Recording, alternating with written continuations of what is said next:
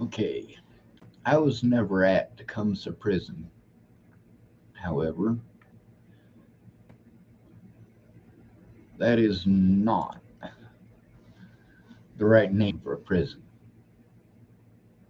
It's dismissive and it's demeaning. Nebraska obviously doesn't care about the natives here.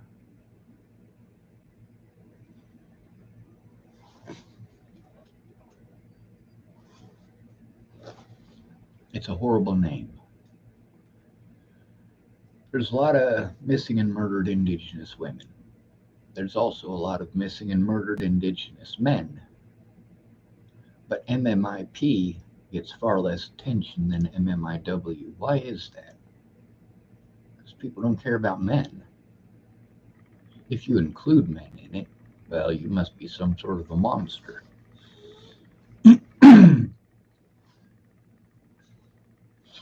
Today there was a group where it's supposed to be about the victims coming together and being united, a united front against what's happening. And, well, I typed just a little bit of my story in there, not much. And the first thing I get is a woman typing at me about how this is all men's fault. Men, men, men, men, men, men, men. How did I shut her up? I posted up about, well, 3 different corrections officers who just happened to be my predators.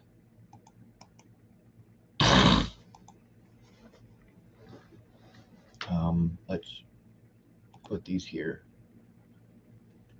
for you guys to see. Paste.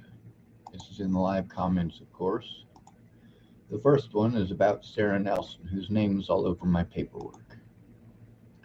The second one here, copy, is about Michelle Decini, whose name is all over my paperwork.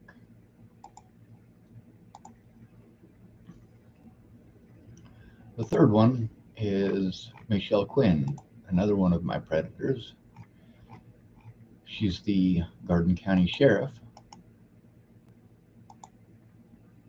Now, two of these women were charged with sexual assault against an inmate. The third one was charged with domestic assault for beating the hell out of her girlfriend.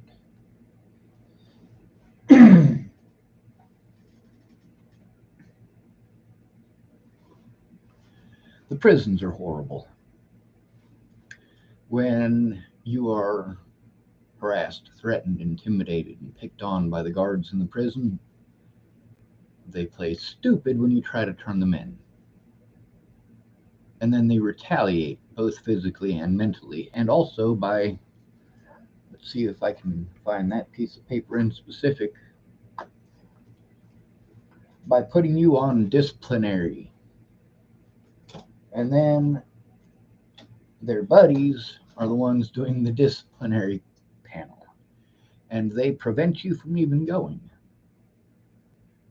All they have to do is make a claim, and automatically it is assumed to be true, or rather treated as if it were true.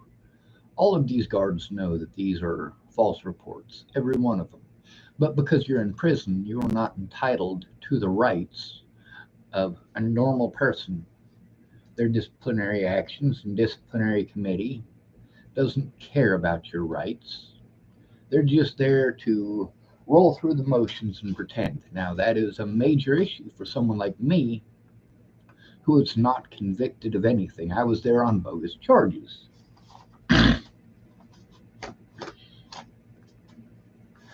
Now, I have a piece of paper here somewhere that is a disciplinary that I received while I was there, one of many. I got over 150 disciplinaries. They said I was in the running for the most disciplinary actions. Yeah, that's saying something.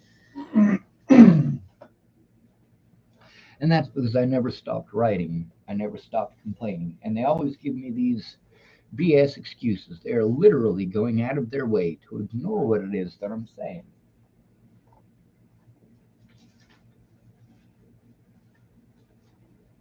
The one that I'm looking for in specific is when I first got there, they kept on taking everything out of my cell for trying to turn them in, for denying me the right to talk to my lawyer or call my lawyer. And in the process, um,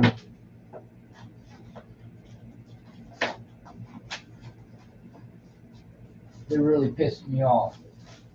So I took peanut butter and I wrote on the wall, peanut butter. You know what I wrote? I wrote a quote by Dr. King. I'm actually looking for that disciplinary now because I pulled it out of the file. Let's see. Here's another. This one is for Cheyenne Regional Medical Center. I was in there for back pain, diagnosis, lumbar back pain. This stuff is long term. Some days are worse than others. I'm not finding it. Of course, there's a lot to go through to try to find it.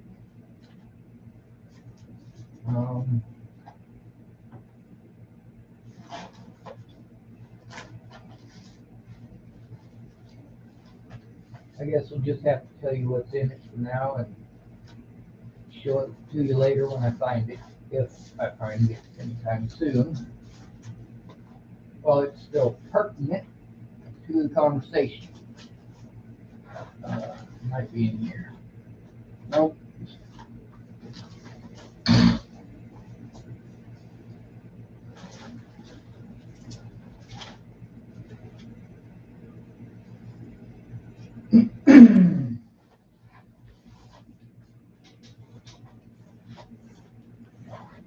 All right. Well, I know it is around here somewhere, and it will be found.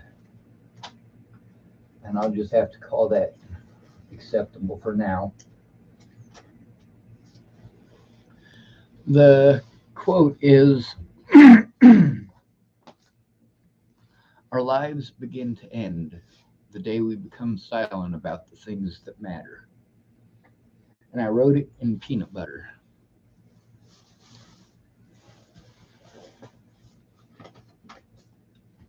It's just assumed that if a guard says that it must be true, and automatically you lose. And it is magically okay to do these things to convicted felonies or convicted felons. It is not legal to do to somebody who is not a convicted felon. There's a reason I was sent to prison. I cursed a lot. I still do. I'll ask nicely. I'll tell you nicely. I will point out what it is that is going on. I will do my best. But if you're going to talk over me and give me every indication that you're not listening, well, something does need to be done, and I do need to be heard. The abuse that I endured at the prison is just like any other facility. You are treated like an animal. You cannot speak up for your rights, or you will be punished. They will outright claim that you said things that you didn't, just to punish you, just to make sure that you don't have access to the telephones, access to your paperwork. They'll even spray you or the inside of your cell if you've written enough about them so they can take all of that evidence away. Oh, it's been tainted. It's got our spray all over. No, it doesn't. Don't fucking lie. Your spray never touched it.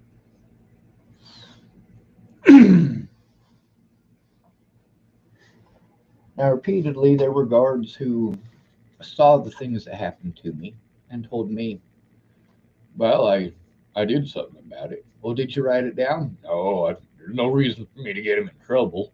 Meanwhile, there's guards like Bundy who brag about having over 200 of these kites written against them.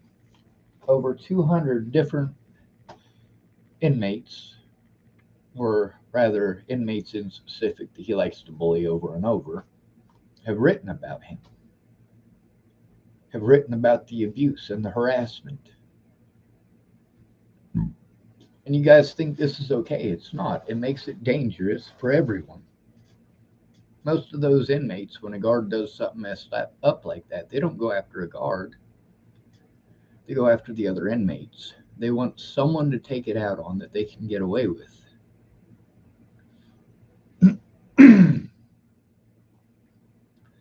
I was repeatedly assaulted by guards. And thank goodness I wasn't at Tecumseh. That's the worst prison in Nebraska. I was at DEC, which is Diagnostic and Evaluation Center, and I was at LCC, that is Lincoln Correctional Center. And both of these places are, you're going to probably think this is crazy, they're connected by an underground tunnel. When they took me from the DEC to the LCC, they took me in a wheelchair.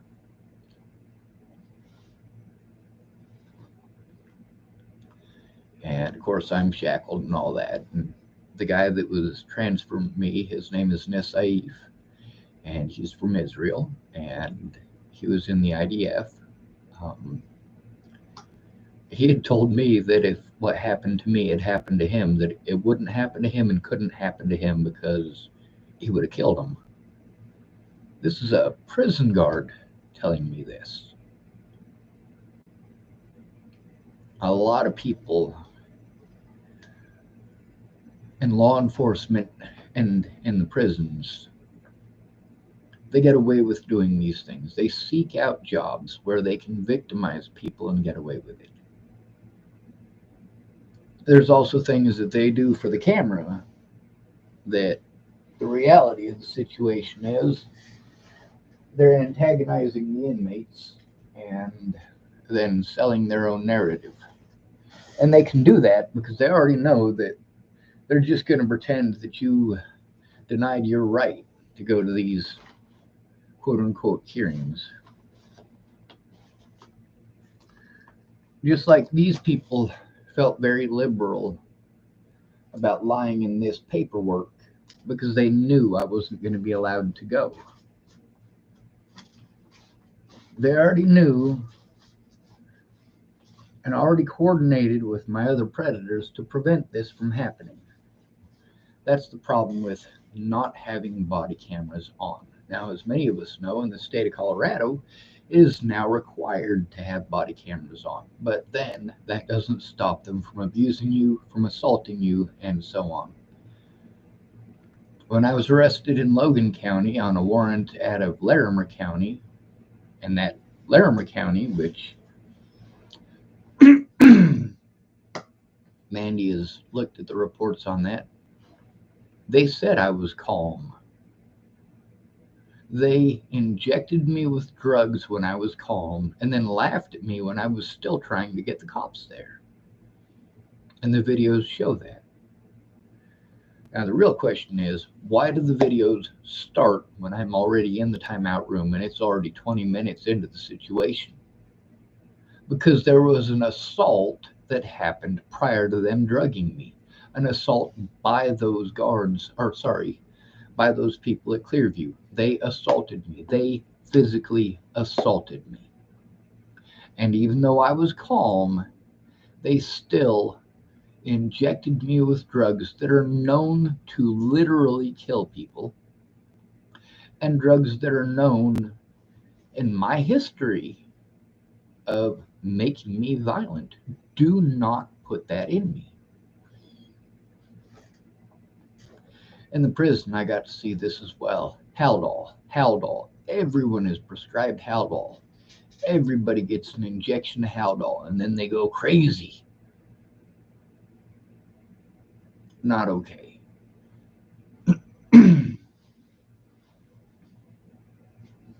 What does any of this have to do with MMIW? Well, it has to do with the fact that missing and murdered Indigenous women, in one of my cells, I was allowed crayons. And on the walls in there, I wrote the names of people like Natalie Bollinger, of course, but also Henny Scott, Selena Not Afraid, Frida Noses Gun, and many others. I made that cell bright and pretty with crayon colors and the names of the people who were dead.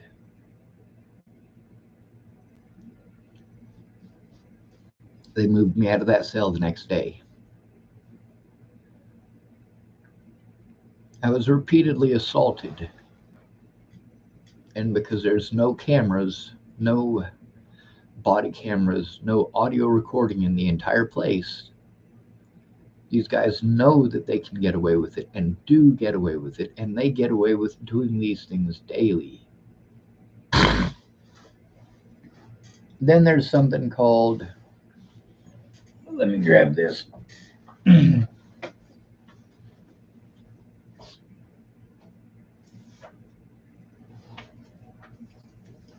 An inmate statement form. Most of the time after what they call a use of force, this is the only time that they bring in a camera that has audio recording. This is after they've already instigated the situation and are trying to start a fight with you. And of course, as soon as they bring the camera, that's when you have the opportunity to try to explain what's going on. That's not what they intend it for. They just want to make sure that they're following protocol with the use of force. Well, they're not following protocol. They're antagonizing inmates. And when the inmates are trying to explain what's going on, they're spraying them in the fucking face with mace. Not cool. I smuggled this. Inmate statement. Most of the time, they don't allow you an inmate statement form. They have a guard do it. When you fill out an inmate statement form and you try to turn it in, they refuse to take it. And refuse to take it, and refuse to take it, and then say it's too late. You have zero rights as a human being in prison. Whether you are guilty or not makes no difference to them. Whether you're a county safekeep or not makes no difference to them. The problem with being a county safekeep is that you have even less rights. People are dead.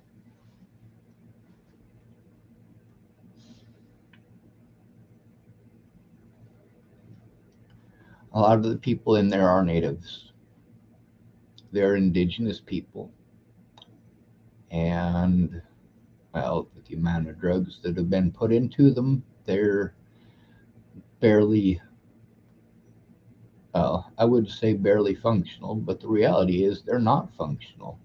Many of them have been drugged to the point that they are schizophrenic. Many of them have been drugged to the point that they don't know head from tail. They've got no clue what's going on.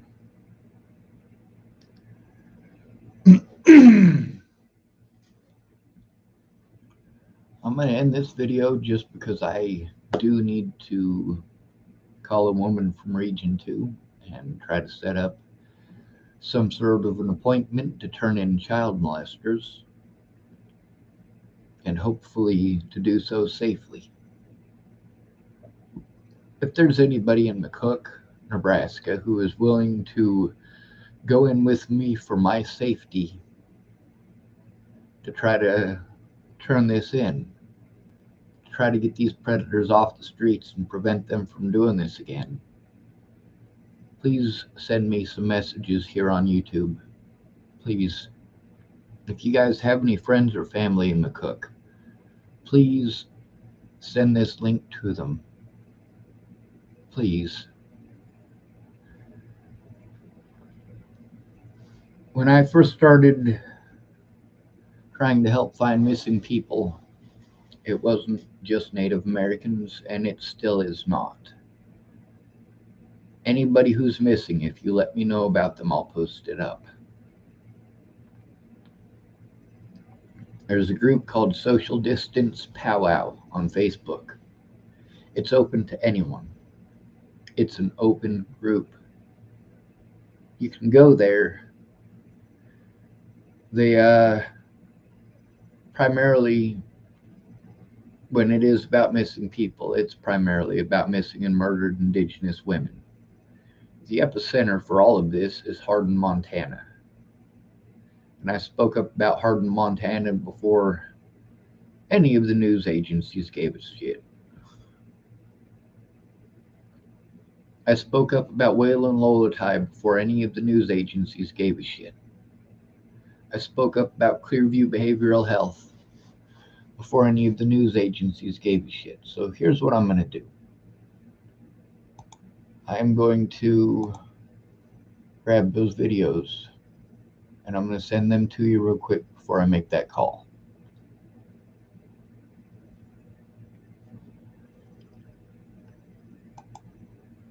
It says your channel, and we will go to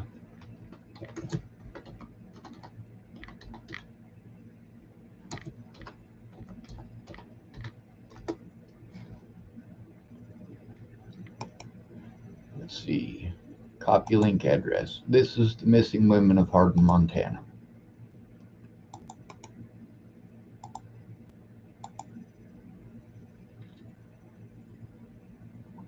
Now I'm going to show you some stuff from news agencies.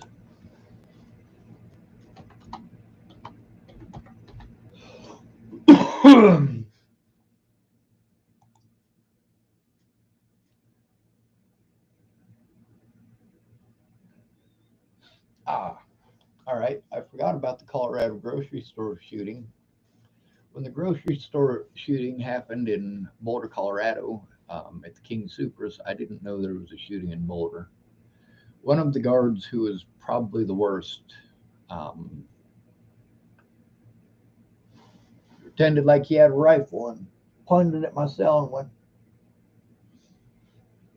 And I'm not supposed to take that in a threatening way.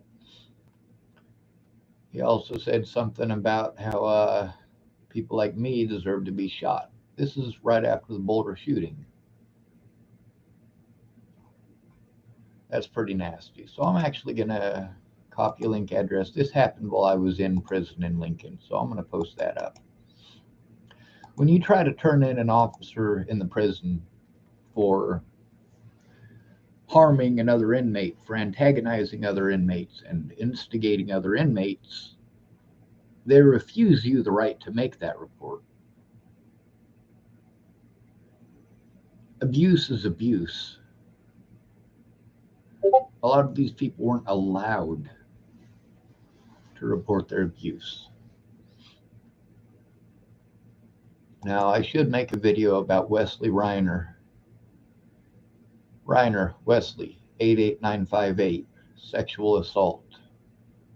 Reiner, Wesley, 88958, sexual assault. Reiner, Wesley, 88958, sexual assault. I said that for 3 days straight. This guy, when they wanted to aggravate you and make your life hell, they would put this man who had raped his 3-year-old brother, they'd put him in the cell next to you.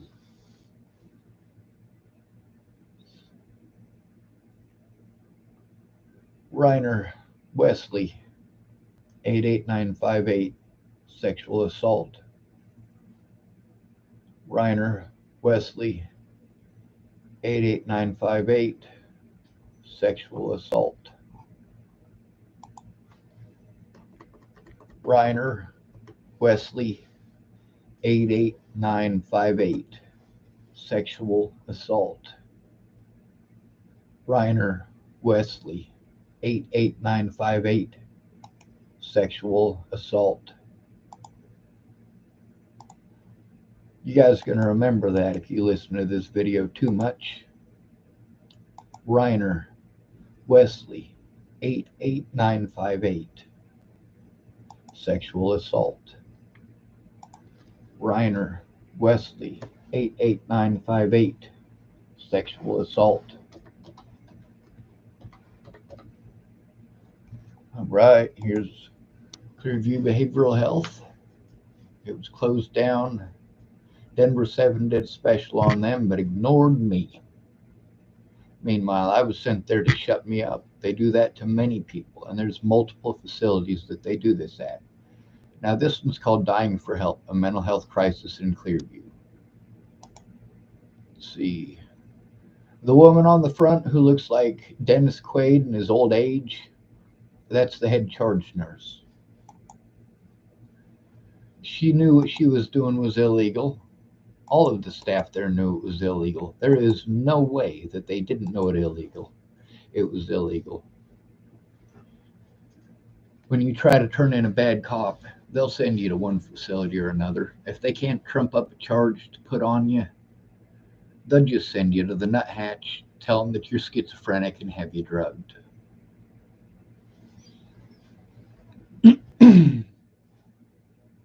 These things are very real, folks. Those of you who have never seen One Flew Over the Cuckoo's Nest, that doesn't even scratch the surface of what these people do to us.